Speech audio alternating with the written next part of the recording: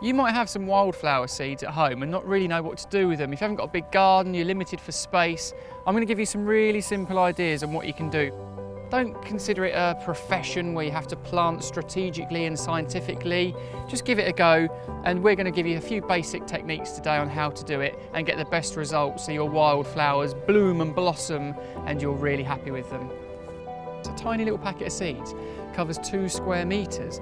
Now I think I've probably been guilty in the past of just kind of scattering them in a really confined space, but you're not actually going to help them grow. The other thing is, would you believe, there's people out there who they harvest and they collect up all the seeds from their wildflowers that they've sown and have grown in the garden, collect them all up and then give them out as presents. What a lovely kind of idea. It's just sort of the gift that keeps on giving. The object we're going to use today, in keeping with the Alice in Wonderland theme, is of course the teapot. Now I picked this one up from a charity shop for £2 and it's got a little chip in the spout, but hey, who cares? We're going to use it for planting and sowing seeds in, so actually it's perfect. And the fact we've given to charity is even better. Now you can go crazy and buy a really nice elaborate teapot like this one here. It depends on your budget and what you're doing it for.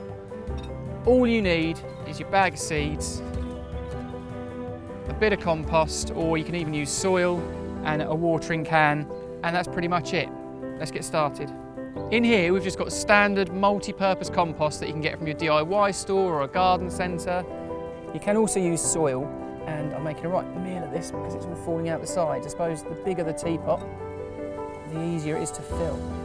That's all right, we like making a mess. Not all the way to the top. If you do it about 25 mil, which is about 1 inch from the top, just to make sure it's not completely full. There we go. Don't compact it down too much. You could, if you had the time, you could maybe decorate the teapot even more, so a bit of paint on there and personalise it a touch. There we go. Right, we're going to get our wildflower seeds out. And then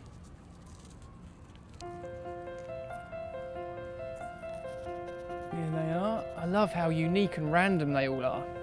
I'm going to sprinkle them into the palm of my hand, and we don't need probably not even 1/4 of that packet for this tiny little pot.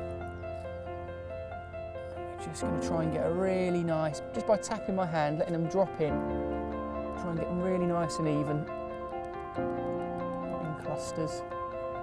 Okay. And if you do get them a little bit grouped, you can always spread them out, but don't push down. Let them just sit on the surface, because actually the seeds really like the natural sunlight. Get a fine sprinkling of compost and just put that on top so they're just underneath. Stick in our marker, go, and give it a quick water. And obviously it's designed to hold water, so that works beautifully. That's taken 2 minutes. That's such a simple and effective way of having a really cool planter for your home.